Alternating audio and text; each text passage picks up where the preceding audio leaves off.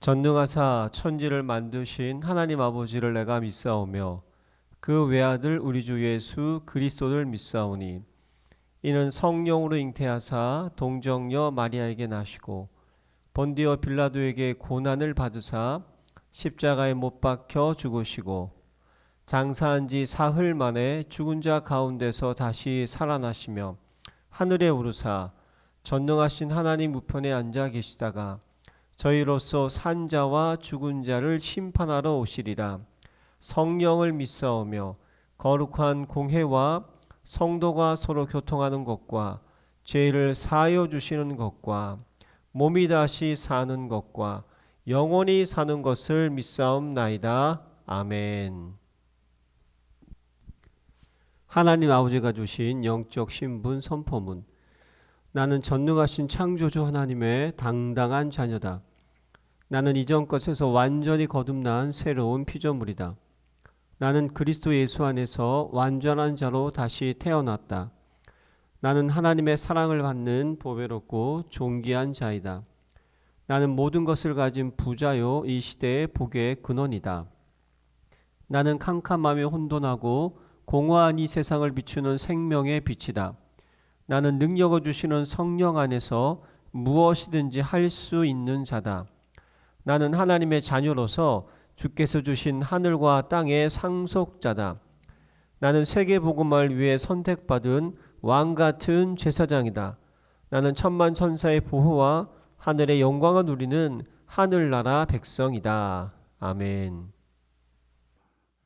행복한 정식기도 시간입니다. 반갑습니다. 한 주 동안 저희는 요한계시록 6장과 7장을 공부하게 되는데요.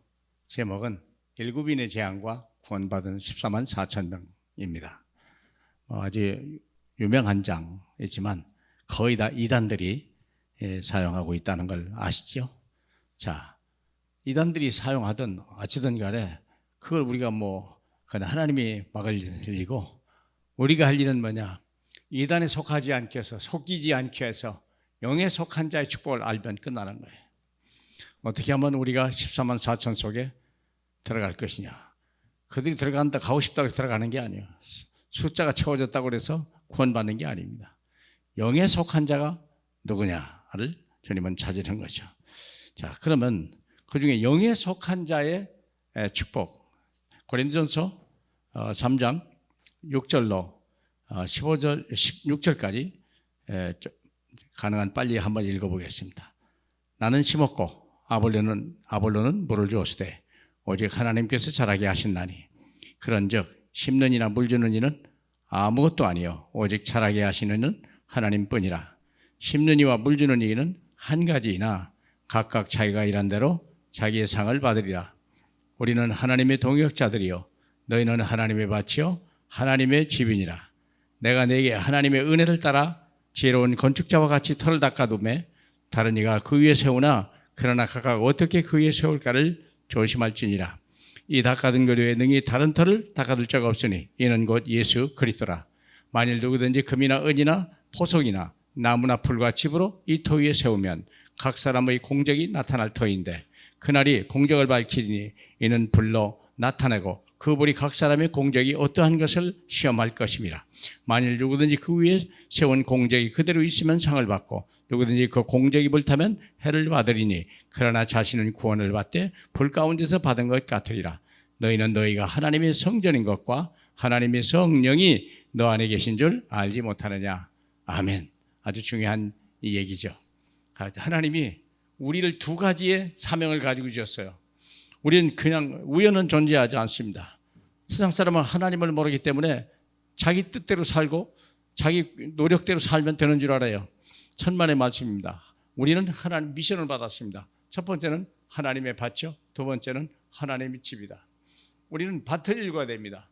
뭔지 알기 전에 두 가지가 있어요. 예언된 언약이 있고 성취된 언약이 있습니다. 성경에는 예언된 언약은 창세기 12장 1절로 3절 잘 알다시피 아브라함에게 주셨던 우리의 조상, 믿음의 조상 아브라함에게 주셨던 언약입니다. 본토 친척 아비 집을 떠나 내가 지시할 땅으로 가라. 거기서 너는 복이 될 것이다 얘기하고 너와 내 후손이 세계 모든 민족을 살리리라 주님이 약속했죠. 이 약속이 언제 성취됐냐? 갈보리 산에서 우리 주님의 손에서. 사도행전 1장 갈보리산, 사도행전 1장 3절 감람산에서 미션을 주시고 40일 동안 가르치고, 그리고 마지막 8절에 성령이 너희가 임하시면 권능을 받고 땅끝까지 내 증인이 되리라는 성취된 언약입니다. 이 언된 언약이 신약에 성취되었습니다. 그렇기 때문에 우리는 두 가지 엄청난 일을 할 수 있는 것입니다. 나는 무슨 일을 맡은 자냐? 이 땅에 몇 년을 다 나름대로 짧게 길게 여러 가지 작게 크게 살다 가지만 이 미션은 누구든지 없으면 안 되는 겁니다. 하나님은 우리 밭이라고 그랬습니다. 바울은 심었고 아볼로는 물을 주었다. 무엇을요? 한 영혼을. 계속 한 영혼을. 우리가 현장에서, 내 현장에서 전도와 선교가 되어지고 있냐? 나의 밭이 지금 잘 일궈지고 있냐? 심었고 물 주는 사람이 있는데 자라게 하시는 분은 하나님이다. 농사꾼이 다 이렇게 하잖아요. 사랑하는 여러분, 우리는 하나님이 밭의 일꾼입니다. 그래서 우리는 내 직장, 만남 거기에서 계속 예수 그리스도를 말함으로 죽은 영혼을 살리게 하고 그 삶을 복되게 만들어야 될 하나님의 귀중한 사명을 받았습니다. 두 번째는 나를 먼저 세워야 되겠죠. 내가 하나님의 성전으로 건축되어져 가야 돼요. 내가 온전한 사람으로 많은 사람을 살리고 물도 주고 또 더 많은 것을 심을 수 있는 집을 지어야 되는데, 첫째는 세상 사람은 나무, 풀, 집. 세상 사람이 아니라 교회를 다님에도 불구하고 자기 집을 나무나 풀과 집으로 지으면 이게 나 중심, 물질 중심, 세상 중심 그 말이거든요. 자기 중심으로, 육신의 중심으로, 세상 중심으로 집을 지는 사람이 있어요. 자기 인생에 교회를 복받기 위해서 맞긴 맞는데 과연 내가 영에 속한 사람이냐, 우리가 육에 속한 사람이냐. 그래서 세상에 불을 한번 질러버리면 안다고 그랬어요. 어떤 사람은 금은 보석으로 짓고 어떤 사람은 나무 풀 집으는데 불을 질른다고 그랬어요. 하나님 당연히 타죠. 금은 보석은요 불에 타지 않는 거예요. 약간의 흠집은 나고 분때가 있을 수 있지만 닦아버리면 아무렇지도 않죠. 그럼 그게 뭘까? 나 중심, 물질 중심, 성공 중심에서 오직 예수, 오직 하나님 나라, 오직 성령을 가지고 내 인생을, 나를 멋있게 디자인하는 거예요. 여러분, 오늘 이런 축복받고 싶지 않습니까? 세상이 원하는 사람, 세상이 쓰고 싶은 사람, 세상이 정말로 하나님 바라보고 싶은 사람, 저와 여러분이 그런 삶이 될 때 하나님도 축복할 수밖에 없고 하나님도 우리를 부르시고 더 큰 하나님의 능력을 주실 줄 믿습니다. 우리 하나님 감사합니다. 한 번밖에 없는 내 인생에 가치 있게 살다 가게 하소서. 하나님을 알지 못하고 자기 뜻대로 사는 너무나 많은 불신자들과 오늘날 교회 다니지만 무엇을 어떻게 하면 살지 못하는 복음 없는 연약한 성도들이 너무나 많습니다. 하나님 우리를 긍휼히 여기셔서 하나님의 가장 중요한 일, 우리 하나님의 밭과 하나님의 집을 잘 지어드리는 저희 되게 하옵소서. 예수님 이름으로 기도합니다. 아멘.